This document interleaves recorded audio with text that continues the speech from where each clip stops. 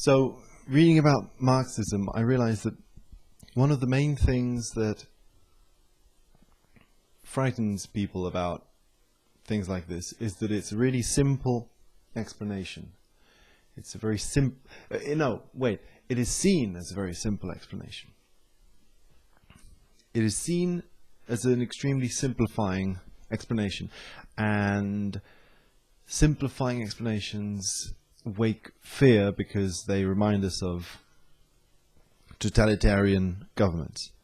Because we think, well, if you are going to squeeze the complexity of the world into a simple mold, and then try to operate under that simple mold, all of the complexities that don't quite fit into that mold are going to be like cut off and made to fit, right? So anyone who doesn't quite fit into your schemes will be considered a bad person, or any behavior that isn't completely considered part of it will be considered bad behavior. And then the only way to deal with it will be like violence and stuff like that. And of course, that's part of what happens with violence of that kind, is complexities being fit into simple explanations. But at the same time, I think that it's not good enough to just say that simple explanations are bad, because then you're doing the same thing. You're saying that there is a specific way of seeing the world that's the good one, and then this simple explanation is bad and should be eliminated. Which is, funnily enough, the way that things like Marxism or religion, which religion always as well tends to be criticized in this way as being a simplifying view of how things work, right? Simplifying things until it's all just about good versus evil. And which is how Marxism is perceived, I think, as well. And so the irony then is that both of these things tend to be desired out of existence by critics. Like the new atheists tend to say that hopefully religion is something that will disappear. They're hoping for its eradication. And the same with Marxism, right? It's like a way of thinking that is wrong and bad, and we just hope that it fades away. And so by doing that, this attitude is doing exactly what its shadow is. If it was projecting its shadow onto someone saying, hey, you simplifying theories, you are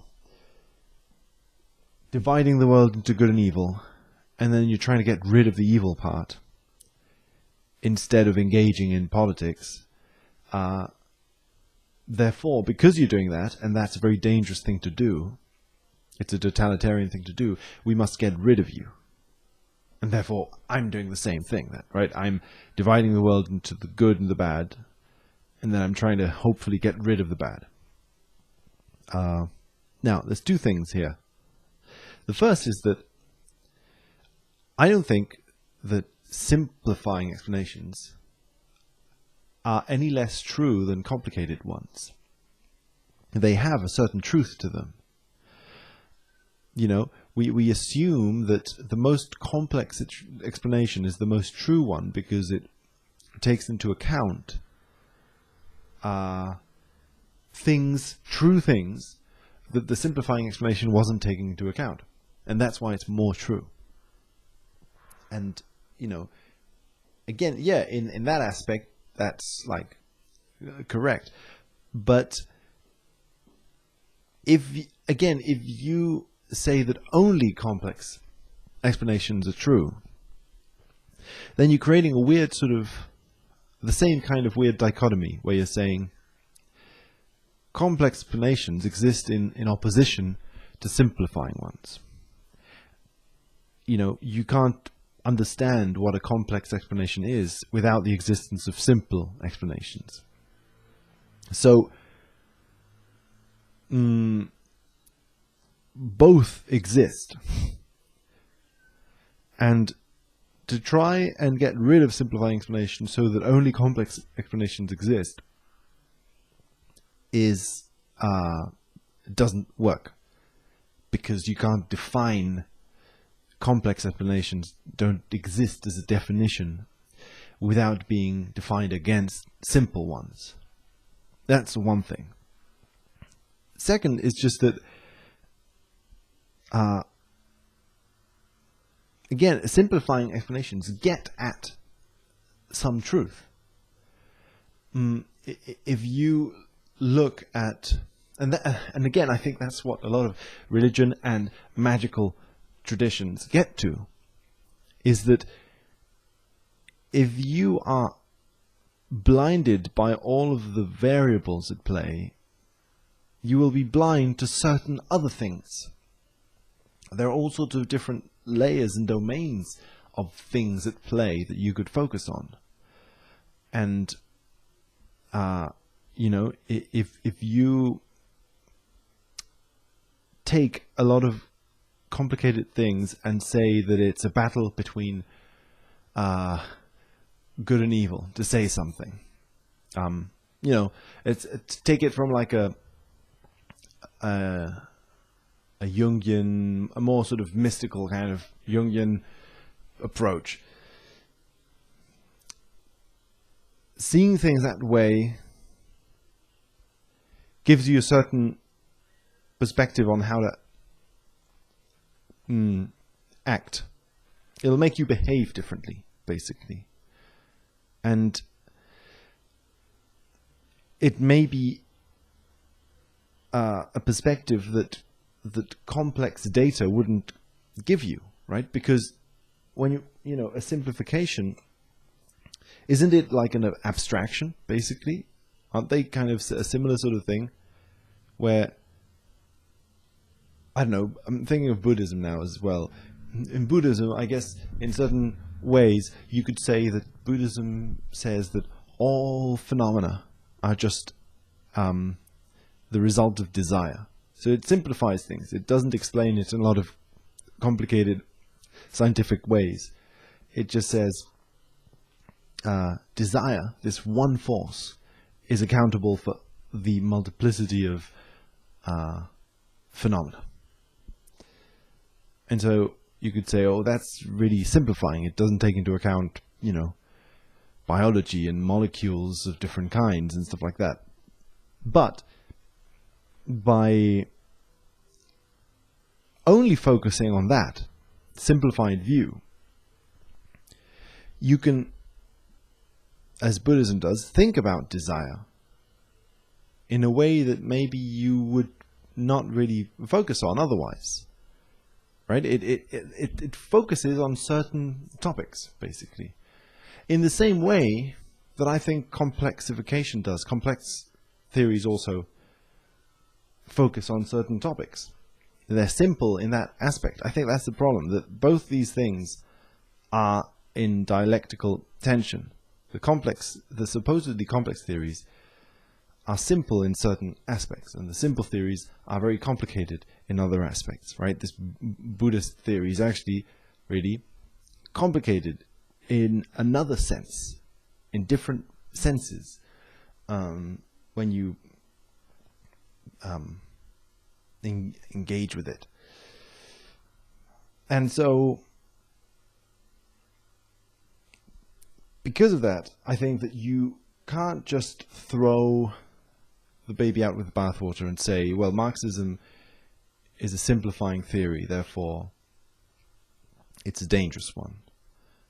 I think that assumes that there is no value in simplification, and therefore there is no value in magic, in religion, etc. There is no value in simplification. And it makes all sorts of assumptions. It takes a lot of ideology for granted of why complexity is good, why so-and-so is the preferred method, and so on. So that's one thing. But then at the same time, the weird thing is that this is all, I think, just a big projection as well. Because, first of all, again, Marxism isn't simple. The Marxist analysis of capital isn't simple. And at the same time, it's not about good people versus bad people. That's also just a projection. And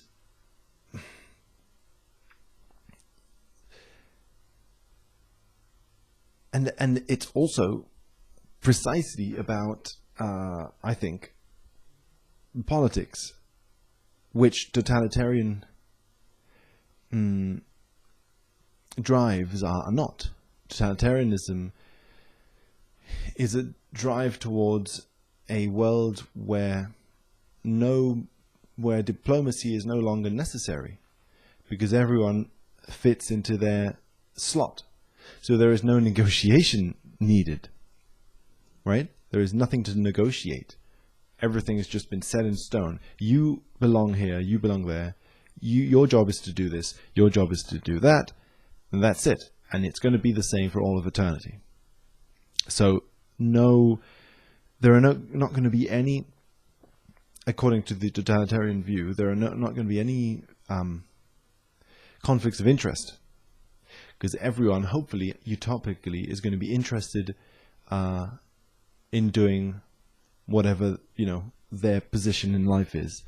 And so that's it. There's not going to be any more negotiation. Of course, in practice, what this means is that if there ever is any need for negotiation, violence will emerge, force will emerge to force it into shape. And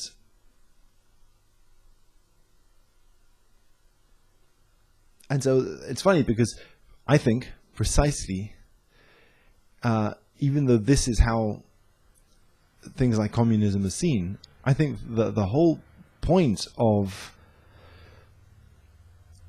the idea that Marx has, that dialectical tensions are resolved through synthesis, is political. It means precisely that differences of interest are resolved by integrating your shadow, by integrating the other, and then a synthesized new desire emerges from this process of integration. And this never ends. Right? It's not that you reach this utopic state where suddenly, again, no more politics is needed. No. It's that you engage in this process of dialectical tension and synthesis eternally, basically. That's how you prevent violence from happening, force from happening in that way. The force that tries to enact a solipsistic totalitarian world where everything is just one way, and that's the one way where it has to be. And I think that the problem, or the paradox, is that the reason why our culture sees something like Marxism or Marx's analysis of capital as some sort of a simplistic totalitarian impulse towards a utopic world, is because that's precisely capitalism's shadow. Because that's what we're engaged in. We're engaged in a process of heading straight towards, again, I don't think we can reach it, because it's an ideal, it's a utopia, but we're heading towards some sort of a totalitarian, we're constantly engaging in some sort of a totalitarian impulse towards solipsism, because that's all that our current relationship with money, or with the material world, can do. It can only feedback loop itself into the establishment of one single value system, right? And therefore one single good. That's where we are now. And because that's the shadow of where we are now, anything that points towards that will have all of that shadow projected onto it. And of course, I think, from the little I know from history, that's precisely why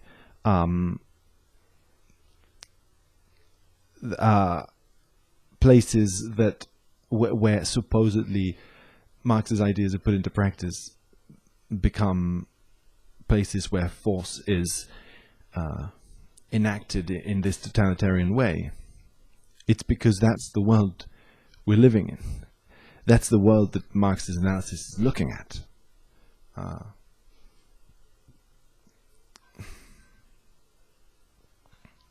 So the interpretation that is the forces at play in any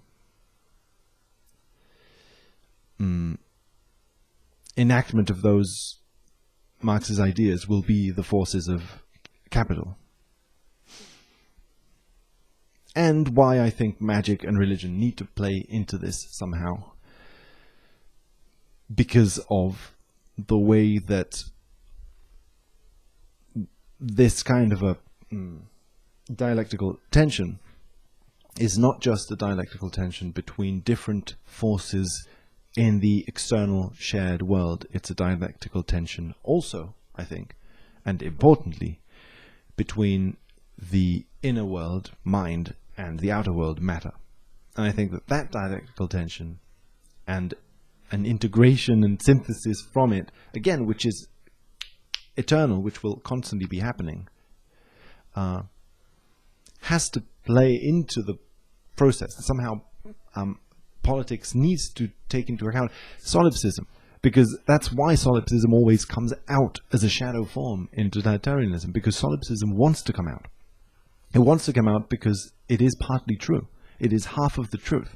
Half of the truth is solipsism, is that everything is one, and that everything is united. It's just that can only come out through an interplay between the inner and the outer. And that requires a certain kind of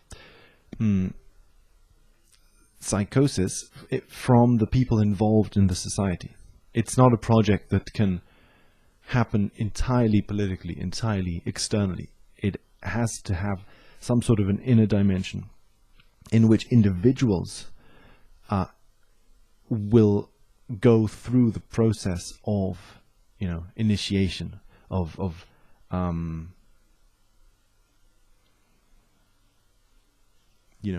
and I think, and I want to make this clear, I think as in Buddhism, this is something that we all go through together. I'm not saying that some people have gone through it first and others later. I think that we all experience different dimensions of this tension between the inner and the outer,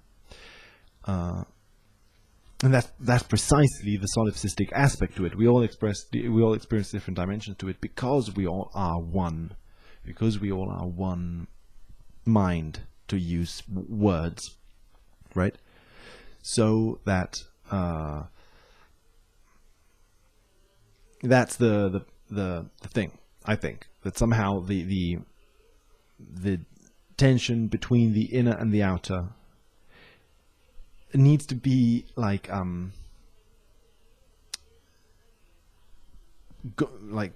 discussed somehow, both subjectively and collectively at the same time. It isn't entirely one or the other, again, as I've said in other videos, I used to think that it was entirely one. I thought that it was all entirely internal, which I think is like the monk perspective of, I'm just going to meditate and ignore the external world. And other people think that it's entirely the other, that it's all entirely the structure of the material world, and that's all you should focus on. And yet somehow I think that if there is a tension between those two worlds, then that is one of the tensions included in this whole dialogue of tensions that politics is. So that's a weird thing, that we're not just talking about tensions between different forces in the material world. We're talking about those and dialogues between forces in the material world and forces in the inner world. Those are also in dialogue. Those are also in tension. So somehow diplomacy also must happen between the collective and individual level, between the multiplicity and the oneness of solipsism. Somehow those two dimensions are also in dialectical, like in diplomatic relationship, in social relationship. So yeah, thanks.